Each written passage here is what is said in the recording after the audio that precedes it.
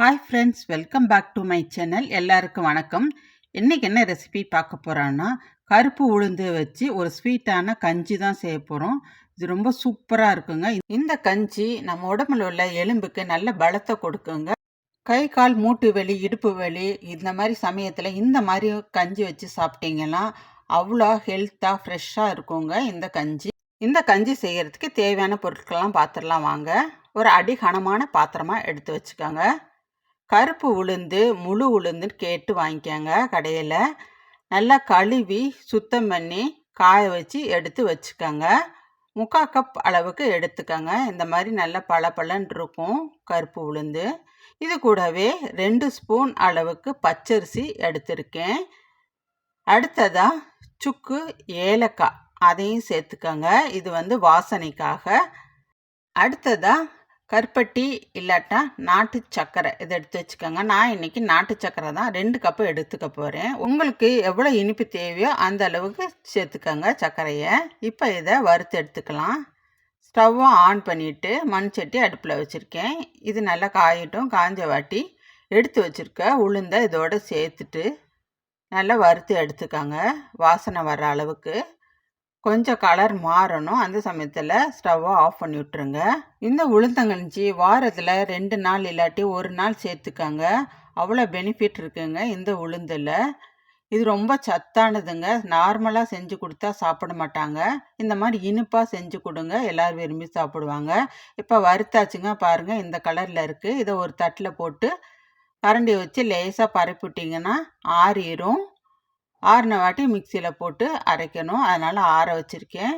அடுத்ததாக நம்ம உளுந்து வறுத்த அதே பாத்திரத்தில் எடுத்து வச்சுருக்க 2 ஸ்பூன் அரிசியும் சேர்த்துட்டு வறுத்து எடுத்துக்காங்க. ரொம்ப வறுக்க வேண்டாம்.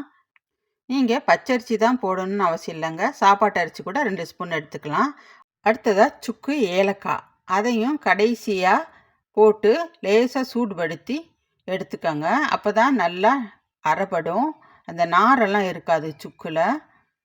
இப்போ இதையும் ஆற வச்சுருங்க. இதை நம்ம பிரேக்ஃபாஸ்ட்டாகவும் எடுத்துக்கலாங்க. இப்போ இதில் போட்டிருக்க சுக்கு பாதியாக உடச்சி வச்சுக்கோங்க. எவ்வளவு வேண்டாம். இப்போ இதை ஆறட்டும். அடுத்ததாக நம்ம ஸ்டவ்வை ஆன் பண்ணிவிட்டு அதே மண்சட்டியை வச்சு ஒரு 400 மில்லி அளவுக்கு தண்ணி சேர்த்துக்கோங்க. இது நல்லா கொதிக்கணும். இப்போ நம்ம மிக்சி ஜாரில் இதை போட்டு அரைச்சிடலாம். நல்லா ஆறிடுச்சு. அரிசி, சுக்கு, ஏலக்காய், உளுந்தெல்லாம் இதை நல்லா நைஸாக அரைச்சி எடுத்துக்கோங்க, திப்பி இல்லாமல். நீங்கள் சின்ன ஜாரில் போட்டு கூட நைஸாக அரைச்சி எடுத்துக்கலாம். சுக்கு, ஏலக்காய் இதையும் போட்டுட்டு இதையும் அரைச்சிக்கோங்க. நீங்கள் சின்ன ஜாரில் போடும்போது 2 முறை போட்டு அரைக்கிற மாதிரி வரும். இப்போ இதை அரைச்சிட்டு உங்களுக்கு காமிக்கிறேன். நல்லா நைஸாக அரைச்சிட்டேங்க. இந்த அளவுக்கு அரைச்சிருக்கேன் பாருங்கள். நைஸாக இருக்குது. ஒரு ஸ்பூன் வச்சு எடுத்து காமிக்கிறேன். சூப்பராக அரைச்சிருக்கு பாருங்கள். நீங்கள் இதை அதிக அளவில் கூட அரைச்சி வச்சுக்கலாங்க. 1/2 கிலோ உளுந்து வாங்கிட்டு ஒரு 1/4 டம்ளர் அளவுக்கு பச்சரிசி சேர்த்துட்டு ஏலக்காய், சுக்கையை சேர்த்து மிஷினில் கொடுத்து அரைச்சிட்டிங்கன்னா அதை அப்பப்போ யூஸ் பண்ணிக்கலாம். அதில் வண்டு வராமல் இருக்கிறதுக்கு ஒரு காஞ்ச மிளகாய் இல்லைன்னா உப்பு போட்டு கலந்து வச்சிட்டிங்கன்னா அடிக்கடி யூஸ் பண்ணிக்கலாம், வண்டு வராது. இப்போ ஒரு பாத்திரத்தில் மாற்றிட்டேன் அரைச்சதை. இதில் ஒரு 5 ஸ்பூன் அளவுக்கு எடுத்து வச்சுக்கிறேங்க. ஒரு 4 பேர் சாப்பிட்ற அளவுக்கு மட்டும் நான் இன்றைக்கி செய்ய போகிறேன். இந்த அளவு போதும். இப்போ இதில் கொஞ்சம் கொஞ்சமாக தண்ணி சேர்த்துட்டு கட்டி இல்லாமல் கிளறிடுங்க. இதுக்கு ஒரு 200 மில்லி அளவு தண்ணி தேவைப்படும். நீங்கள் வறுத்து அரைச்ச உளுந்த மாவுலையே நெய்யில் வறுத்த தேங்காய், வெள்ளைப்பாகு, கொஞ்சம் நல்லெண்ணெய், கொஞ்சம் போல் ஏலக்காய் இதை ஊற்றி உருண்டை பிடித்து வச்சு அப்படியும் சாப்பிட்லாங்க. அதுவும் நல்லாயிருக்கும். இப்போ இந்த அளவுக்கு மாவு தண்ணி ஊற்றி கலக்கி வச்சுருக்கேன். இப்போ தண்ணி கொதிக்கிற ஸ்டேஜில் இருக்குது. கலக்கி வச்சுருக்க மாவை இதோடு சேர்த்துக்காங்க, உளுந்த மாவை. நீங்கள் குக்கரை கூட யூஸ் பண்ணிக்கலாம் இந்த கஞ்சி செய்கிறதுக்கு. ஸ்டவ்வை சிம்மிலேயே வச்சுக்கோங்க. வச்சுட்டு அடி பிடிச்சிடாமல் கிளறிட்டுக்கிட்டே இருங்க. இப்போ கொஞ்சம் போல் உப்பு சேர்த்துக்கரலாம். சேர்த்துட்டு கிளறி விட்டுருங்க. நல்லா திக்காக வரும்போது ஸ்டவ்வை ஆஃப் பண்ணிடுறேன். நான் இன்றைக்கி மண் சட்டி யூஸ் பண்ணுறதுனால இதில் சூடு இருந்துக்கிட்டே இருக்குங்க. இப்போ நல்லா கிளறியாச்சு. திக்காக வருது பாருங்கள். நம்ம கிளற இந்தளவு போதுங்க. நல்லா பபிள்ஸ் வருது. மாவு நல்லா வெந்திருக்குன்னு தெரிஞ்சுக்கணுன்னா பச்சை தண்ணியை கொஞ்சம் எடுத்துக்கோங்க. அதில் கையை நனைச்சிட்டு மாவில் வச்சு பார்த்தீங்கன்னா மாவு கையில் ஒட்டக்கூடாது.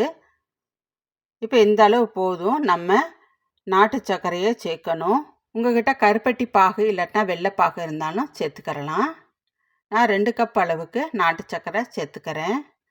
இது நல்ல சரியான இனிப்பாக இருக்குங்க. கம்மியாகவும் இருக்காது, கூடையும் இருக்காது. இப்போ இது கரையிற வரைக்கும் அந்த சூட்டுலேயே கிளறி விட்டுருங்க. இந்த உளுந்த மாவை களியாகவும் செஞ்சு சாப்பிட்லாங்க. களி மாதிரி செஞ்சுட்டு நல்லெண்ணெய் நாட்டு சர்க்கரை சேர்த்துட்டு காலையில் சுட சுட சாப்பிட்டிங்கன்னா உடம்புக்கு அவ்வளோ நல்லதுங்க. இப்போ நம்ம எடுத்து வச்சுருக்க கொப்பரை தேங்காயை இதோட சேர்த்துக்கிறலாம். சேர்த்துட்டு நல்லா கிளறி விட்டுருங்க. இந்த தேங்காய் போடுறது ஒரு சிலருக்கு பிடிக்காது. அந்த குடிக்கும்போது திப்பி திப்பியாக வருன்றதுக்காக சிலர் விரும்ப மாட்டாங்க. அப்படிப்பட்டவங்க தேங்காய் பாலாக இதை சேர்த்துக்கங்க. கொஞ்சம் லேசாக சூடாக இருக்கும் போது தேங்காய் பால் சேர்த்துக்கோங்க. இல்லாட்டினா தேங்காய் பால் ஊற்றினோன்னு தெரிஞ்சிடும். சூப்பராக ரெடி ஆயிடுச்சுங்க உளுந்தங்கஞ்சி. அடிக்கடி செஞ்சு கொடுங்க. உங்கள் வீட்டில் பெண் பிள்ளைகள் இருந்தாங்கன்னா அவங்களுக்கும் கொடுங்க. நீங்களும் சாப்பிடலாம். இது டேஸ்ட் வந்து அசல் அந்த பருத்தி பால் டேஸ்ட்லேயே இருக்குங்க. ரொம்ப நல்லா இருக்கும்.